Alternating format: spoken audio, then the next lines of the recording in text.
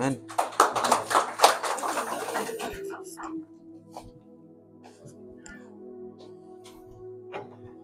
Amen.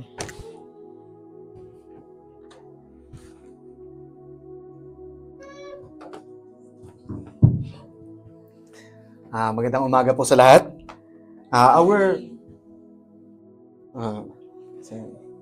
Give me one quick second po ha. Ate. Alright. Inaanyayahan ko po ang lahat na tumayo as we read God's Word, ang ating scripture po this morning. Our scripture this morning is found in 1 Corinthians chapter 7 verse 1 to 16. And it says, "Now concerning the things," you can read it with me. "Now concerning the things of which you wrote to me, it is good for a man not to touch a woman. Nevertheless, because of sexual immorality, let each man have his own wife, and let each woman have her own husband. Let the husband render to his wife the affection due her, and likewise also the wife to her husband. But I say this as a concession, not as a commandment.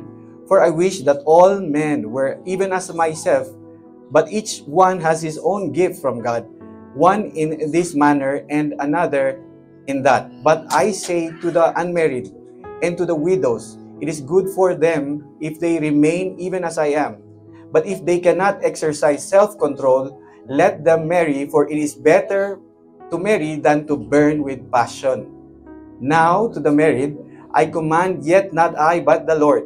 A wife is not to depart from her husband, but even if she does depart, let her remain unmarried, or be reconciled to her husband, and a husband is not to divorce his wife.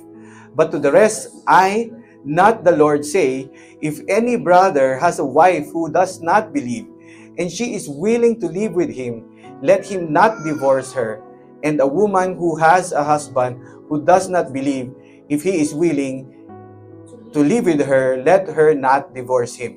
For the unbelieving husband is sanctified by the wife, and the unbelieving wife is sanctified by the husband.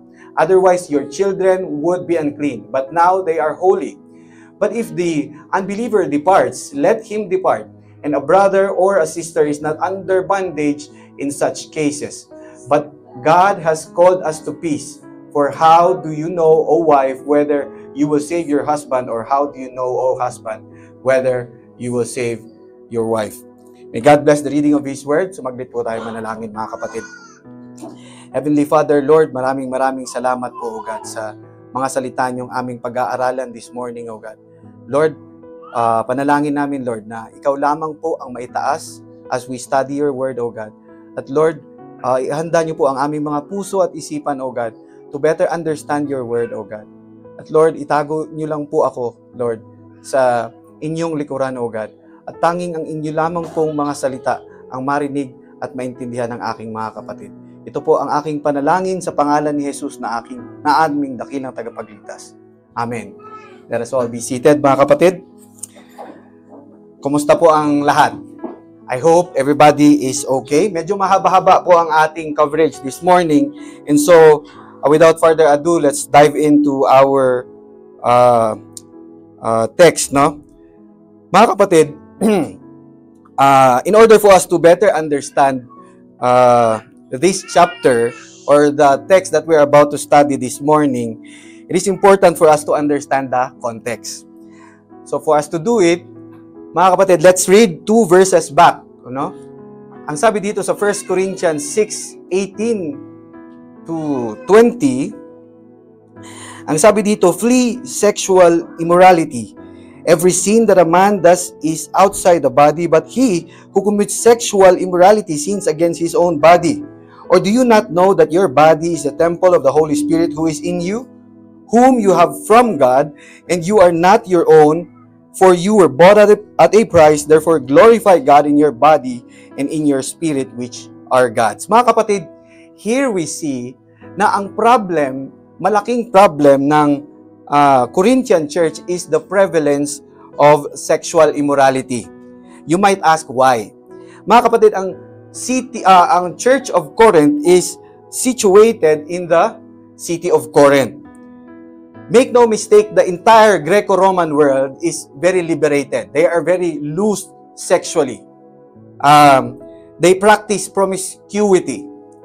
But even the Greco-Roman world, they still find the city of Corinth as extreme in its sexual license. Ibig sabihin, kahit mga pagan Roman people na sila, kahit liberated na sila, when they look at the city of Corinth, talagang masasabi nila na grabe ang sexual immorality ng city na ito. And as a matter of fact, mga kapatid, nung binasa ko yung mga komentary patungkol sa city of Corinth, I realized na maraming ancient Greek terms patungkol sa immorality were based on the name of the city. One of those is the name Corinthiazo, or yung verb niya Corinthianize. Meaning, ang ibig sabihin nito, mga kapatid, is that pag tinawag kang Corinthianize, meaning you had sexual relations outside your marriage. It is equivalent of you going to Las Vegas, na ang mga term na sinasabi, when you go to Las Vegas, what happens to Vegas? Stays in Vegas. No? So when you look at, you know, Western country, there are cities there that are very you would say very accomplished, na maraming mayayaman, and yet they also practice sexual promiscuity. And so it is much like the city of Corinth. Not only that, dahil sa marami ding mga terms tulad ng prostitutes, no? They are called as Corinthian girls or Corinthian companions. So, yung mga kapatid nating babae dito, if one day you'll be having a dance group, huwag niyo pong tawaging Corinthian girls or Corinthian companions, no? Because it is the term used for prostitutes during that time. Why would you say na maraming prostitutes during that time? Why? Because, okay,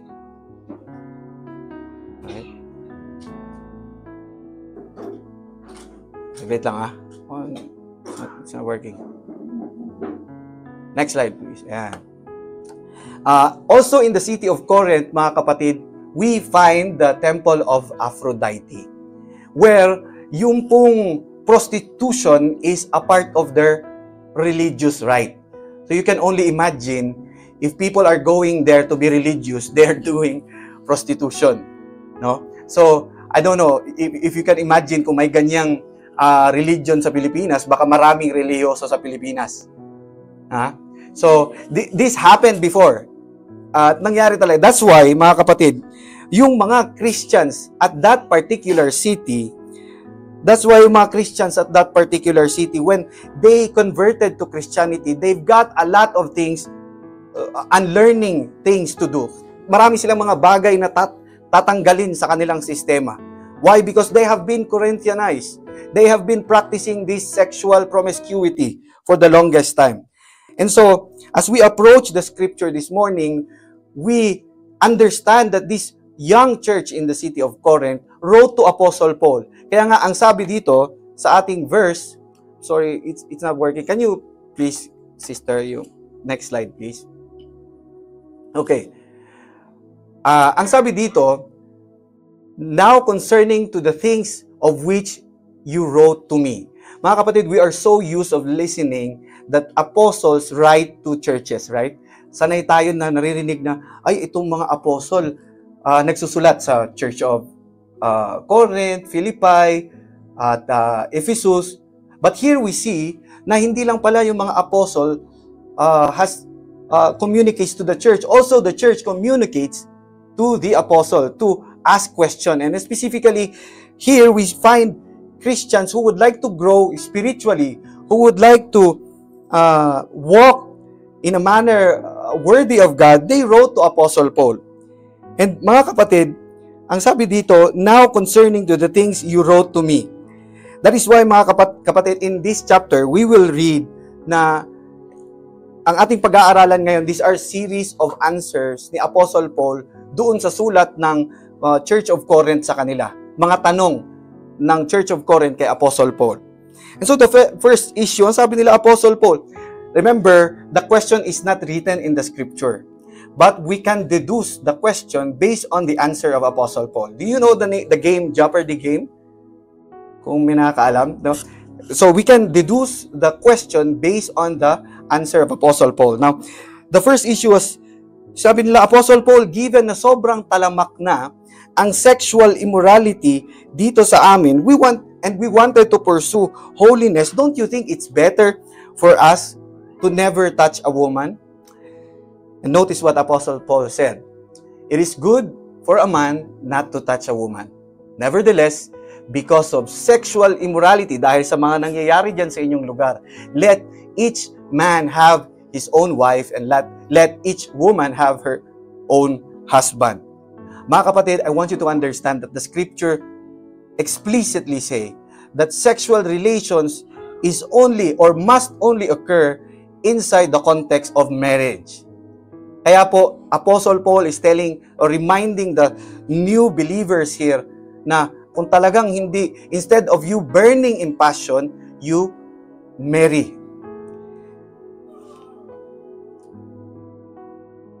Verse 3. Let the husband render to his wife the affection due her, and likewise also the wife to her husband.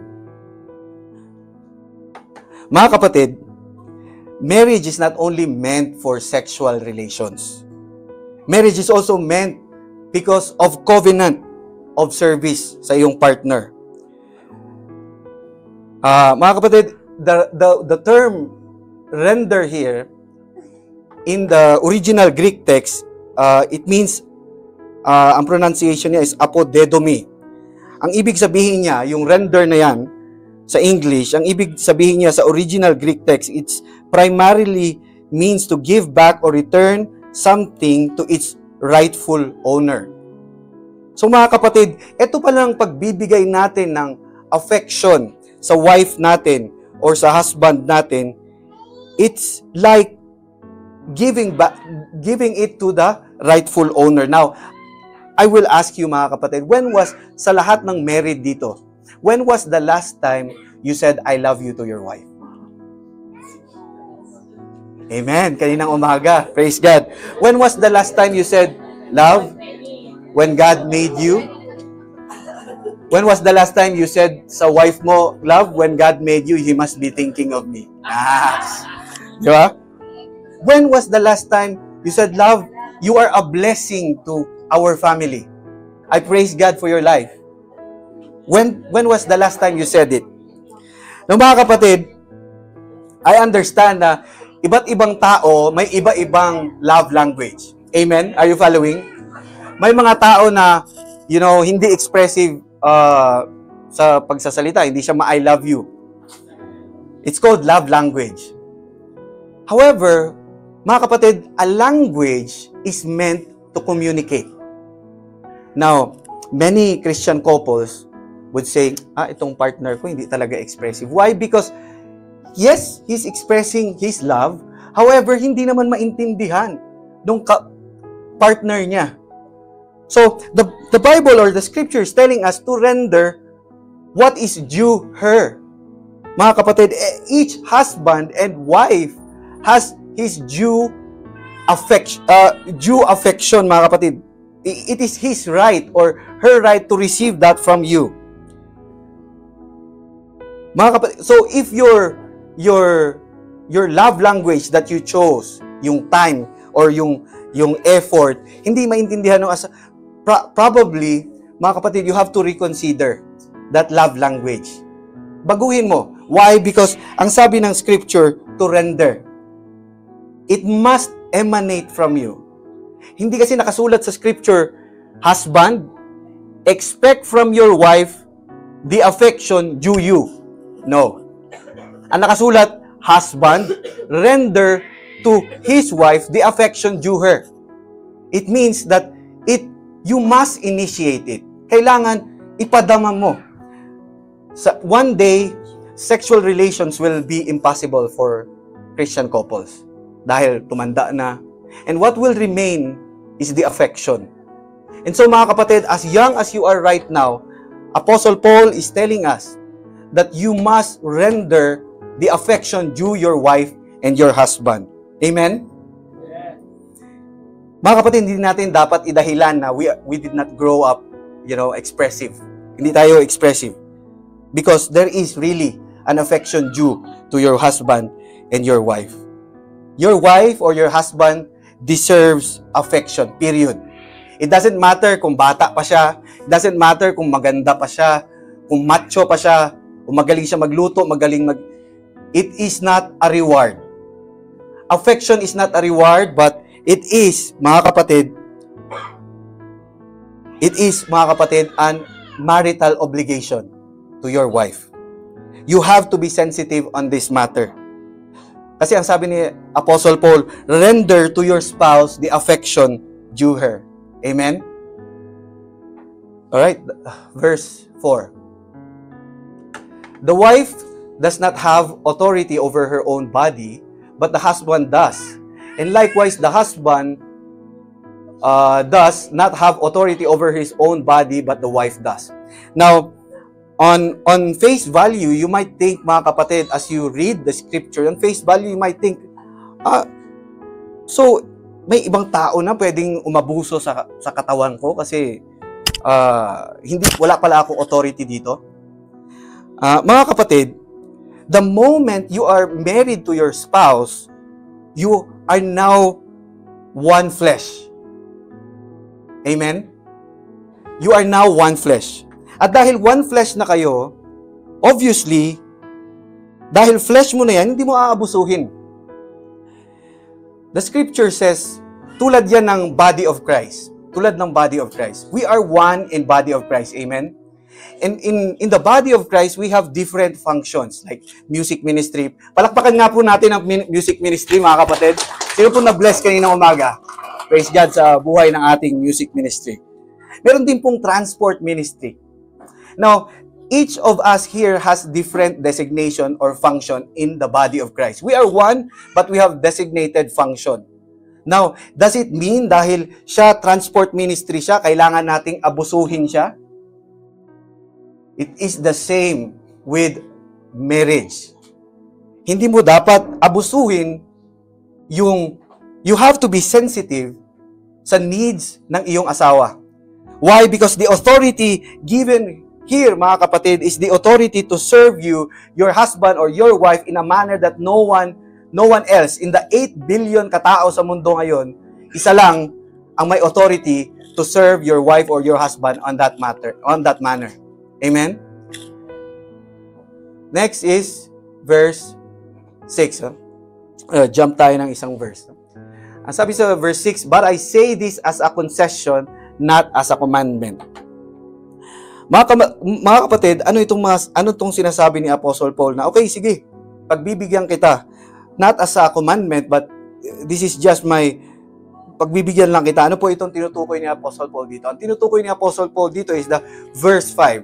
Ano po ba ang tinanong ng mga Corinthian believer, yung young Corinthian believer at that time? They asked Apostle Paul, we really want to pursue our holiness. We really want to pursue our growth spiritually. Is it possible, Apostle Paul, na kaming mag-asawa, if we agree to abstain in sexual relations in order for us to do prayer and fasting, is it possible for us to abstain sexual relations? And Apostle Paul replied, do not deprive one another except with consent for a time, that you may give yourself to fasting and prayer, and come together again so that Satan does not tempt you because of lack of self-control. So mga kapatid, malinaw ang sagot ni Apostle Pablo. Kung kayong dalawa nagsang-ayon kasi gusto mong i-abstain yung mga sexual needs nyo mag-asawa, in order for you to give time for prayer and fasting, sabi niya, okay, no problem, do it, go ahead. However, you have to come again. Why? Bakit? If you deprive your husband, if you deprive your wife, you're opening him up or her up in a greater danger. Satan po, mga kapatid, is like a prowling lion. Para siyang nag-aabang lang kung kailan siya makakaatake. Bakit? Si Satan, gusto niya lagi tinitempt yung mag-asawa to have sexual relations outside marriage. Even to the single people. Satan would like to encourage sexual relations kahit hindi ka pa kasal. And so, that's why Apostle Paul is telling the married couples here na no, that yes, you can abstain sexual relations for a time, but come together again. Alright, masyado po ba ako mabilis, kapatid? Siguro dahil kinakabahan ako, no? Kuya Ryan, hindi lang ikaw ang kinakabahan, no? Ako din po. Lamig ng kamay ko. Alright, verse 7 to 9. For I wish that all men were even as I myself, but each one has his own gift, one in this manner and another in that. But I say to the unmarried and to the widows, it is good for them if they remain even as I am. But if they cannot exercise self-control, let them marry, for it is better to marry than to burn with passion. Mga kapatid, I want you to understand that when Apostle Paul wrote this to the Corinthian people, he was single. However, many theologians around the world believe that Apostle Paul at one point, he was married. Bakit po? In Acts chapter 26 verse 9 and 10, you can read that Apostle Paul voted for Christians to die in Jerusalem. And for you to vote, you must have been a member of Sanhedrin. Sanhedrin, mga kapatid, is like the Supreme Court ng Philippines. And Sanhedrin, there are Jewish learned people. It's either you're really good at Torah or you are a very successful businessman at that time. And there are 70-men council. Sila yung nagtatry and humuhusga sa lahat ng kaso during that time. And for him to cast vote, ibig sabihin, member siya ng Sanhedrin. And for you to be a member of Sanhedrin, kailangan, kapatid, ikaw ay married. Why? Because Torah dictates that it is not good for a man to be alone. And that is why a lot of theologians around the world believes that Apostle Paul, at one point, he was married. But the Bible is silent what happened to his wife. Maybe his wife died or probably left him because of his newfound faith in Jesus Christ. But nonetheless, mga kapatid, I'm just trying to point that out because Apostle Paul really knows what he was talking about here when sinabi niya that it is good for a man to be as myself, na maging katulad ko na single. Bakit po? Kasi po, believe it or not, you know it, na kapag ka-single ka, you'll have a lot of time in your life. No? You can devote your time to you can devote your time to Bible studies. You can devote your time to ministry sa church na walang maghahanap sa'yo, na walang mangingwenta na lagi ka lang church ng church, lagi ka lang. Bakit? Kasi I understand marami pong single na marami ng responsibility. But imagine that person, if he marries, that mas dadami yung kanyang responsibility. And so, one thing that strikes me, mga kapatid, is that the term used by Apostle Paul, the phrase used by Apostle Paul here, ang sabi niya, each one has its own gift from God. May mistake, mga kapatid, kapag nakikita ko yung aking mga single friends. Lagi kong sinasabi sa kanila, ate, magpakasal ka na. Sayang yung jeans mo, sabi ko. Or kuya, magpakasal ka na. Lagi ko silang pinipressure. And I realized, mga kapatid, I was wrong. Bakit, kapatid? I did not see the status of their life as a gift from God. Like Apostle Paul, he said that each one has his own gift. Singleness is a gift from God, as well as marriage. Amen? Amen?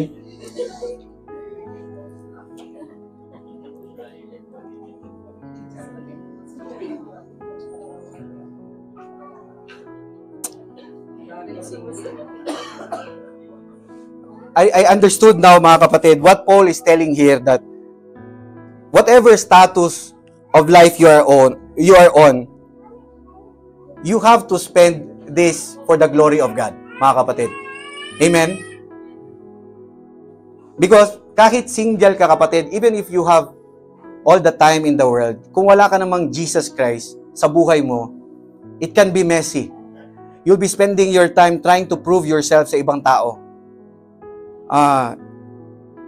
Instead of you serving the Lord, Ang sabi nga ng scripture sa Ecclesiastes chapter 12, ang sabi nga, do not forget your Creator in the days of your youth. So gamitin natin yung time natin. If you're single, gamitin natin for God's glory, mga kapatid. And I praise God. Sino po ba mga single? This morning lang. Sino po ba mga single? Uy, yun Uy, single So if you are single, kapatid, you are in the right place.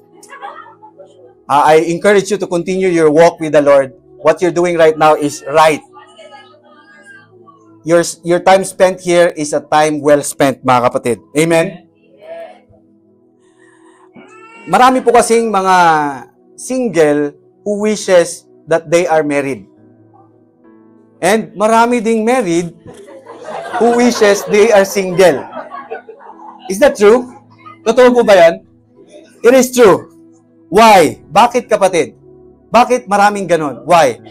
Because, as Apostle Paul said, they did not see that status of their life as a gift from God.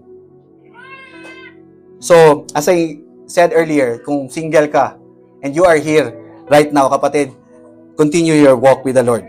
Get involved in the service of the Lord while you can. Kasi pag married ka na, it is a different ball game. Kaya po muli, let's look at whatever status you are on in life as a gift from God. Because God knows just what you need on that particular season of your life. Amen? You always believe in the sovereignty of God. Amen? Okay, let's move on sa verse 10. Now to the married.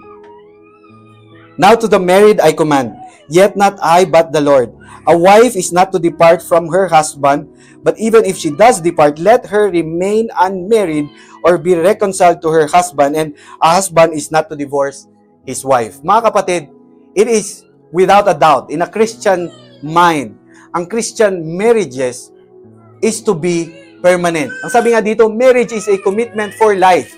It is a permanent, lifelong relationship. Mga kapatid, that is how we look at marriage. And that is what Apostle Paul is telling us here.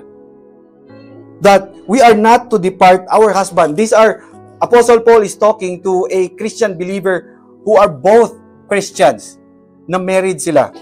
That he's telling them na, kayo, na married, wife is not to depart her husband, but even if she does depart, let her remain unmarried or be reconciled to her husband, and a husband is not to divorce his wife. Alam mo, naalala ko yung may isang bata na galit nung nakarinig siya ng preaching ng isang pastor sa isang kasal. Takbo siya sa nanay niya. Sabi niya, Mama, ayoko na maging born again Christian. Sabi ng anak, Bakit? Ano bang narinig mo doon? Sabi ng anak, paano kasi ma?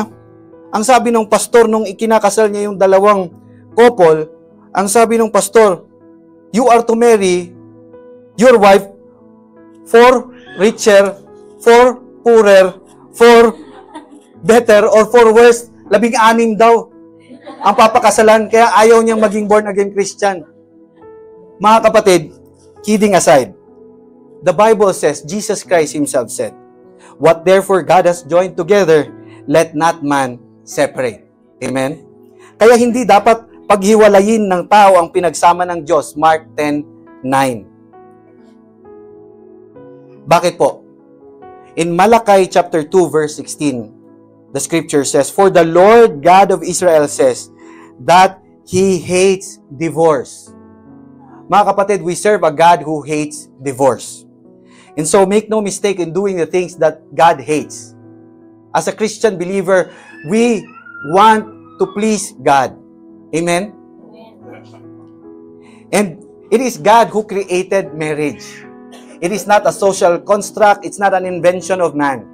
So dahil ang Diyos ang may gawa niyan, He has the prerogative to make decision on the terms of marriage. Pansinin niyo po, kahit mga unbeliever, gusto nilang sumailalim sa protection ng marriage. Why?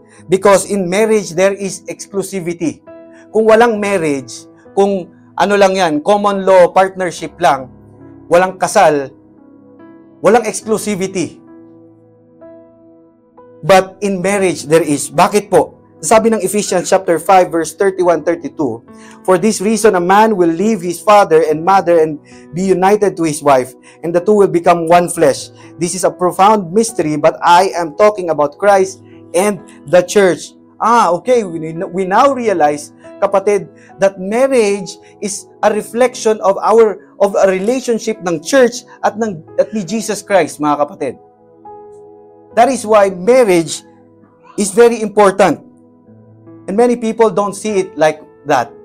In America right now, every 4 couples, every 10 couples na kinakasal, 4 doon naghihiwalay. And on their second marriages, 60% ng kanilang kasal naghihiwalay.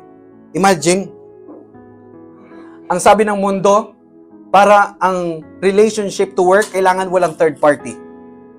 But I dare say, mga kapatid, in every relationship, there must be a third party. And that is Jesus Christ. Amen? We must put Jesus Christ in the middle of our relationship. Bakit po? Kasi, noong nagliligawan pa kayo, always best foot forward. Amen? Laging, kapag ka nababahing, halos, hindi mo marinig. Ganon. Tapos, kapag ka tatawa, gaganon, di ba? Kasi, best foot forward eh. O so, pag nagkikita kayo, ang bango-bango. Talagang pag nagro-roll on, di ba? Pag nagkita kayo, bango-bango. Pero nung ikinasal na, and nakita mo na ang tunay na pagkatao, na-realize nyo na ang papangit pala ng ugali ninyong dalawa. Ano solution, mga kapatid? Magtiis. The solution is Jesus Christ, mga kapatid. When we realize Jesus Christ, what He did on the cross for you and I, He died for us while we were still sinners. He served His disciples. Hinugasan niya yung mga paa nila. Remember, this is the God who created everything that we perceive to see and not see. Lahat ginawa niya. And at the end, you will find Him serving His disciples. And if you realize that we are to reflect that kind of love sa ating spouse. And that is why kung wala kang Jesus Christ, you cannot do that. Apart from Jesus Christ, you can do nothing, the Scripture says, mga kapatid. Amen? Kaya napakasarap maikasal sa isang believer. Amen, Ate Shine? Ay, sorry. Sorry. Amen, Kuya Art. May pasok din. Kaya, napakasarap po na maikasal sa isang believer. Kasi po, ang mindset ng isang believer is always to glorify God in every season of his life. Amen? Finally, we reach, malapit na tayo, verse 12 to 16. Ay, wala to. But to the rest, I, not the Lord, say, if any brother has a wife who does not believe, and she is willing to live with him, let him not divorce her. And a woman who has a husband who does not believe, if he is willing to live with her, let her not divorce him. Mga kapatid, remember that the context here is that this is a new church. And some of the members here, hindi yung dalawang couple ang na-convert. Maybe isang husband lang ang na-convert, tapos yung wife niya unbeliever pa. Ayaw iwanan ang mundo. Ayaw iwanan ang Corinthian practices, perhaps. That's why Apostle Paul is saying here na, to the believer, wag mong iwanan yung asawa mo. A believer, let's say, for instance sa atin, if you become a believer, kapatid, hindi manggaling sa atin, hindi tayo mag-i-initiate ng paghihiwalay. A Christian must remain faithful to his wife or husband. Amen? Bakit po? Ano pong dahilan? In verse 14 it says, For the unbelieving husband is sanctified by the wife, and the unbelieving wife is sanctified by the husband. Otherwise, your children would be unclean, but now they are holy. What does this mean, brother? Ang ibig ba sabihin nito, kapag ka naikasal ka sa isang believer, save ka na? Of course, obviously, no. But the term used here, mga kapatid, is sanctified. Meaning, you have been set apart. Why? Because the gospel, the word of God has infiltrated your family. The work of the Lord in that family has already begun.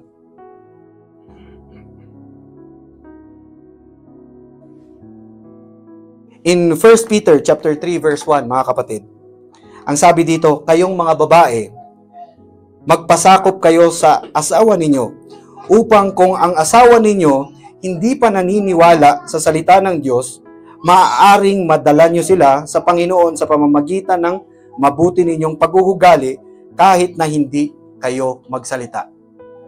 Mga kapatid, dahil sa buhay ng mananampalataya, husband or wife, whoever that may be, you can win over your partner in Christ dahil sa buhay mo, kapatid. That glorifies the Lord. Amen? I remember the story of Lee Strobel. Do you know this person, Lee Strobel? This guy, Lee Strobel, is a renowned investigative journalist at his time. Ang sabi, and etong silang dalawa, mag-asawa, is a staunch atheist. Talagang sagad sa buto na atheist. However, itong si Leslie, yung asawa niya, naging Christian. Sa galit ni Lee Strobel, gusto niya nang hiwalayan yung wife niya. And dahil si Lee Strobel ay isang investigative journalist, bago niya i-divorce si Leslie, yung gagawa muna siya ng paraan para i-win over, and gagamitin niya yung skill niya as an investigative journalist to study Christianity at hanapin yung butas ng Christianity. Atheist nga siya eh. Hanapin yung butas ng Christianity para isampal dyan sa asawa niya na mali yung paniniwala mo na yan. But lo and behold, Lee Strobel had become the renowned author, top-selling author ng The Case for Christ. He wrote this book dahil siyang investigative journalist. He met Jesus Christ. As he was searching, naghahanap siya ng butas sa Christianity, he found instead Jesus Christ. Bakit? Christianity is evidence-based, mga kapatid. Kung ang tunay na taong nagsasaliksik, he will find the truth about Christianity. You see, this person, mula pagkabata hanggang lumaki, atheist na. As a matter of fact, napaka-interesting ng story nila. Merong movie nito. You just can search, kahit sa YouTube, you can search The Case for Christ. Ang movie niya, napakaganda. That the life of that woman who stayed with her husband at pinakita yung action niya that glorifies the Lord. What happened? The husband got converted. Amen? So, kahit pala walang nagsasalita, just by glorifying God in our action, you can win people over to Christ. So mga kapatid, if you have family members, friends, relatives, you just continue your walk with the Lord. Sometimes you don't have to win debates with them. No. Ipakita mo na lang. Ipakita mo lang kung how a Christian glorifies God by his action sa buhay mo. Alright, dako na tayo sa pinaka-controversial na part ng ating scripture this morning. But if the unbeliever departs, let him depart. A brother or a sister is not under bondage in such cases, but God has called us to peace. For how do you know, O wife, whether you will save your husband, or how do you know, O husband, whether you will save your wife? Mga kapatid, make no mistake. The scripture talks about divorce. The Bible talks about divorce. If you can remember yung interaction ni Jesus Christ between the Pharisee sa Matthew chapter 19. Ang sabi ng Pharisee na Matthew chapter 19 verse 7, ang sabi ng Pharisee kay Jesus Christ, why then did Moses command to give a certificate of divorce and to put her away? Ang sabi ni Jesus Christ, Moses, because of the hardness of your heart, permitted you to divorce your wives. Notice, mga kapatid, that the word used here is permitted, hindi commanded. But ang sabi ni Jesus Christ, but from the beginning it was not so. And I say to you, whoever divorces his wife, except for sexual immorality, notice there is an exemption to the rule, mga kapatid. Except for sexual immorality, and marries another, commits adultery. Ano daw po? Yun daw pong mag-asawa. And the partner has committed sexual immorality. Ang sabi ni Jesus Christ, you can divorce. But does that mean you must? But does that mean you must? Mga kapatid, it does not mean that you must. And babalikan natin yan mamaya. Number 2, yung second provision ng divorce sa scripture is that etong nasa verse natin ngayon. Ano sabi dito? Sa 1 Corinthians chapter 7 verse 15. But if the unbeliever departs, this time, yung isa unbeliever, tapos yung isa believer. So sa first provision, dalawa sila believer. So second provision, ang isa unbeliever, ang isa believer. Now, if the unbeliever departs, let him depart. A brother or sister is not under bondage in such case. But God has called us to peace. Now, mga kapatid, I will be honest with you. As I was searching at iniintindi ko itong particular verse na ito, I was surprised to understand the entire Christendom sa buong mundo ngayon hati on whether or not a Christian can remarry or not. There are well-meaning Christian around the world who differ in their view na ang ibang mga theologians would say, no, you cannot remarry. And the other theologians, on the other hand, yes, you can remarry. Now, mga kapatid, my encouragement to you is that whatever case or position you may take as you delve in or as you deepen your understanding in the scripture, kasi ako din po, nag-aaral lang ng scripture. And we are all to study the scripture. Whatever the position you are to make, mga kapatid, my encouragement to you is that God hates divorce. And dahil dyan, as a believer, you don't want to be doing things that God hates. Amen? But if at one point, you have hardened your heart, like what Jesus Christ have said, na pinatigas mo ang puso mo, at you have done things that God hates, which we all are doing. We are all not exempted from sinning, mga kapatid. We are all sinners.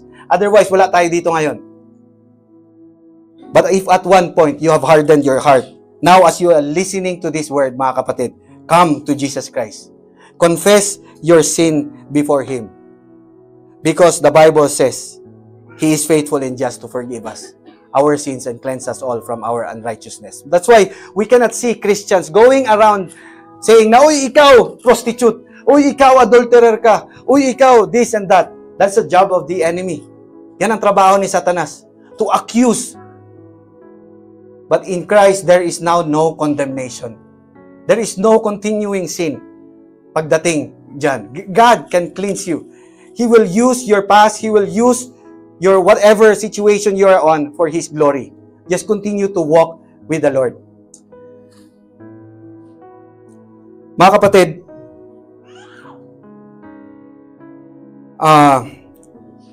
what we have learned this morning, we have been reminded by Apostle Paul the importance of the responsibility within marriage. We are also reminded by Apostle Paul that marriage is a covenant of service and affection. We are also reminded by Apostle Paul to remain faithful sa ating mga spouse and avoid divorce. Mga kapatid, Apostle Paul also reminded us that whatever status you are on, single ka man, widow ka man, or married, it is a gift from God. Gamitin natin yung pagkakataon na yan to spiritually grow and give God glory, mga kapatid. Ultimately, mga kapatid, God must be glorified. Amen? Ito sana ang takeaway natin, mga kapatid, this morning. That as we look upon marriage should symbolize. Ito sana ang takeaway natin, that marriage is a symbolism of relationship ni Jesus Christ sa kanyang church. Hindi magmamaliw ang pangako ni Jesus Christ. That is why the most single important decision you have to make in life is that when you secure eternity, mga kapatid. Left on your own, you cannot secure your eternity. Bakit? Makasalanan tayong lahat. We have all become adulterous people. Not per se sexually, but perhaps we have knelt by the God that ang pangalan ng God career, ang pangalan ng God pera, ang pangalan ng God whatever it is that the world offers. We have chosen to bow down on that God. So mga kapatid, if you haven't received Jesus Christ in your life right now, I beg, plead, and appeal to you, kapatid, make it right with the Lord right now. Today is the day of salvation. If you decide, mga kapatid, to receive Jesus Christ, pray to Him. Confess your sin. Sabi mo, Lord, I am a sinner. I am a sinner and Lord, I need you as my Savior. Jesus Christ, I want you to become my Lord and my Savior. Lord, meaning, ikaw niya ang susundin ko, hindi na ako. Kasi tayong Lord dati, tayong gusto nating masunod ang sarili natin. But now, if we make Jesus Christ as our Lord and Savior, siya na ang magmamaneho ng ating buhay, mga kapatid. Amen? Sikapin natin na maluwalhati ang Diyos, mag-glorify ang God in every season of our life. I hope you are blessed, mga kapatid, this morning. So am I. Let's pray po, mga kapatid. Heavenly Father, Lord, we praise and honor you, God, for the word that we have listened this morning. Thank you, Lord, for that you have provided us everything that we need, oh God. Thank you, Lord, for the word that guides us, Lord, in every season of our life. Lord, we ask for your wisdom, God. We ask for your grace, O God, sa panahon na ina-navigate na namin po yung aming mga challenges sa marriage life namin, sa singlehood namin. We also ask, Lord, for your help, O God, sa lahat ng aming challenges, sa lahat ng aming relationship, O God. Help us to honor you in all that we do. And Lord, whether we are single or married, O God, may we be able, Lord, to reflect your faithfulness in our lives. Lord, I pray, and I lift up those people, Lord, who is going through challenges sa kanilang marriages and sa kanilang singlehood. I pray, Lord, that they will find comfort in you, Jesus Christ. And Lord, I pray for those who have not yet received Jesus Christ, Lord. I pray, Lord, that you draw them closer to you, O God. I pray that, Lord, that they will surrender their lives to you, confessing, Lord, their sins and receiving your gift, Lord, because, Lord, you said in your word that if we confess our sin, you are faithful and just to forgive our sins and cleanse us from all our unrighteousness. Lord, we pray that today would be the day of salvation, O God.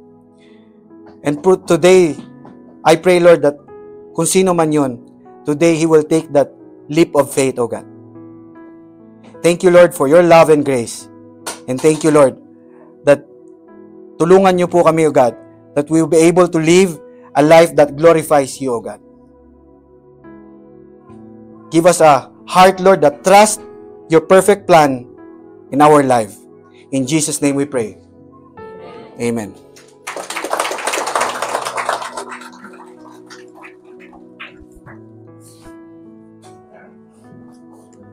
Amen. Paintindihan mo natin mga kapatid. Amen.